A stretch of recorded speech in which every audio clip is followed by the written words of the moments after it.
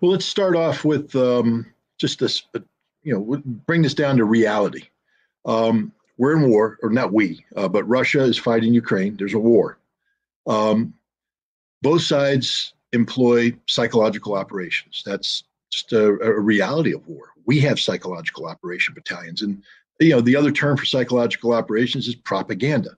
The idea is to use information as a weapon to shape an environment that's more conducive to a victorious outcome on your part.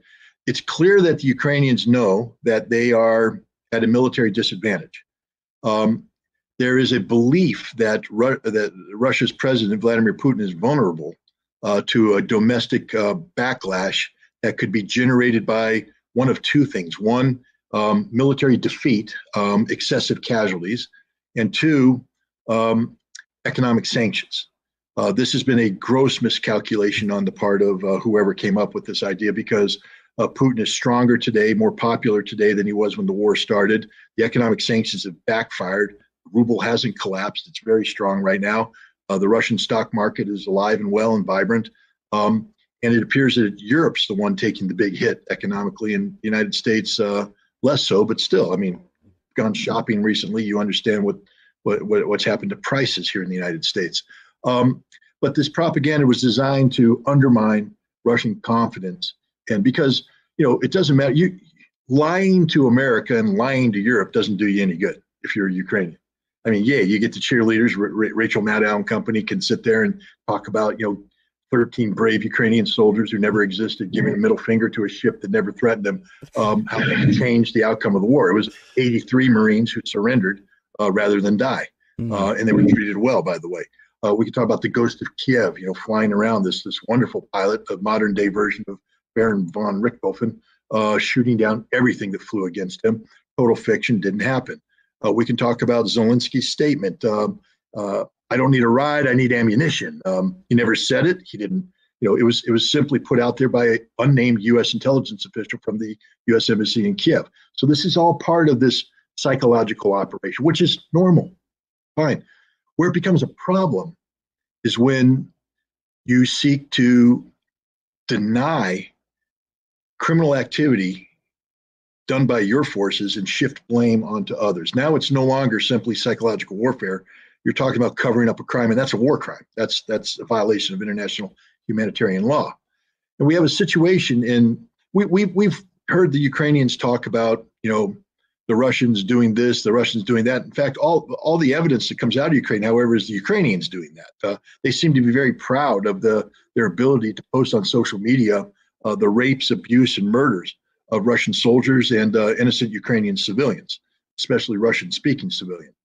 But suddenly we got this videotape that showed Ukrainian National Police rolling down a main street in Bucha, a town north of Kiev that had been occupied by Russia for a period of several weeks in March. Russian troops left on March 30th. And these troops are rolling down, and the video was put out on April 2nd. I'm not sure if it shows events of the 2nd or the 1st, but it shows bodies in the street. And suddenly the narrative immediately became that these bodies represent Ukrainian civilians murdered by the Russians. Now, the Russians immediately said, when we left on March 30th, weren't any bodies. We didn't murder anybody. And the Ukrainians had a hard time disproving that. But then the New York Times came out with this front page story using civilian commercial satellite imagery that showed bodies in the street on March 19th. What's interesting about that, and I don't want to get too gruesome here, but I've dealt with dead bodies. I've dealt with dead bodies that have been outside for a long time. Let's just say that they don't look like what they look like on the videotape. They have a tendency to discolor, to bloat, to burst, and then liquefied organs tend to create a puddle of noxious fluid that surrounds the body. None of those bodies exhibited that, which is proof positive that whatever the New York Times claimed was on the ground on March 19th, it wasn't those bodies. Those bodies reflected, bodies that had been killed probably within 24 hours of being discovered. The other thing, too, is that an assessment of the New York Times satellite imagery by people who are forensically specialists in this appears to show that the image was actually taken midday on April 1st. And so the New York Times is just smoking dope and publishing nonsense at this point in time. But the other thing is, when we take a look at the available forensic evidence, we have the bodies. The bodies show people who are either wearing a white armband or have their hands bound by the material that others are using as a white armband, suggesting that the armband had been removed and that they had been bound this way. Many of the bodies are co-located with Russian military ration packs, green boxes, White Star, Voyentorg military store on them. The Russians are on record saying that, we brought in 400,000 tons of food that was disseminated, and that they also traded their dry rations, these ration packs, for dairy products with the local population. Now, we need to understand, in this nationalist-dominated Ukrainian government, the act of trading dairy products for dry goods constitutes collaboration. And that's an important term, because what we have is we have these dead bodies that appear to have died somewhere around April 1st. On April 1st, we have a Ukrainian politician broadcasting to her constituents using social media and local television for the people to stay inside. A cleansing operation is underway. Don't panic. Stay inside. Now, don't panic means you're probably going to hear some shooting. But, that's an assumption on my part. But, stay inside. A cleansing operation, that's an important term, and don't panic. At the same time, the Ukrainian National Police post on their website a declaration that in Bucha, they are carrying out a cleansing operation, again, that term, and the cleansing operation's purpose is to liquidate Russian collaborators, another term, and Russian saboteurs, meaning people wearing civilian clothes who they believe to be have a military purpose. And then we have videotape that are published by, again, an Azov battalion, that is the right-wing neo-Nazi militant extension of the right-wing neo-Nazi ideology. They have a unit that is attached to the Russian National Police, or the Ukrainian National Police, who issues a video where in it you see one of the soldiers say, hey, they're not wearing the blue being blue armband, signifying a loyalty to Ukraine. Can I shoot them? And the person in charge says yes. He said something else, but he said to the extent yes, and they shoot. So you put that together and you're going, it's not looking too good for the Ukrainians. And then you start to get other things, such as terminology used by Ukrainian politicians. It was a safari, they said, safari out there to shoot down the civilians like they were animals. But the curious thing about that term, safari, is the name of the Ukrainian National Police unit that was sent to Bucha to carry out the cleansing operation was the Safari Unit.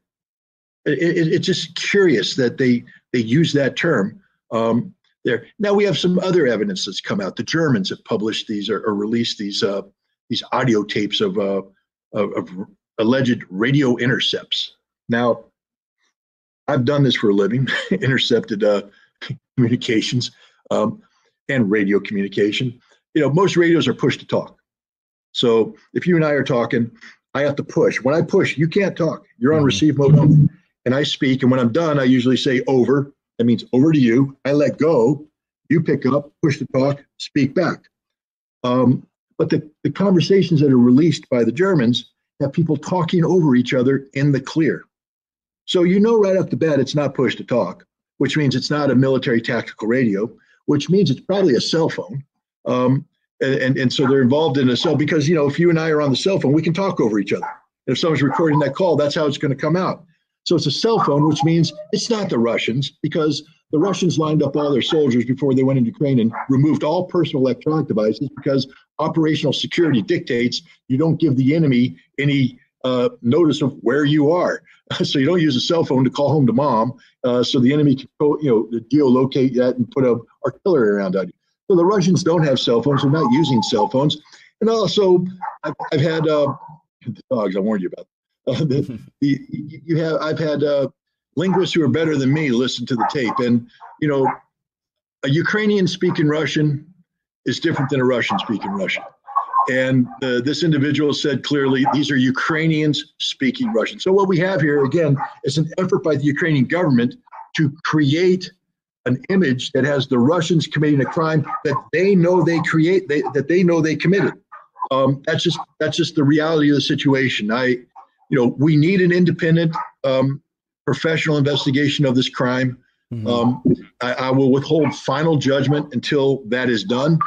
But if you asked me as a forensic investigations expert, which I am, to evaluate at face value the available data, the data would tell me that we're looking at most likely pro-Russian Ukrainians who have been killed, that the evidence points to Ukrainians operating in Bucha at the time these corpses appeared, conducting a cleansing operation against Russian collaborators, and that there has been a concerted effort by the Ukrainian government and its allies to artificially manufacture a narrative that shifts blame for these murders onto Russia.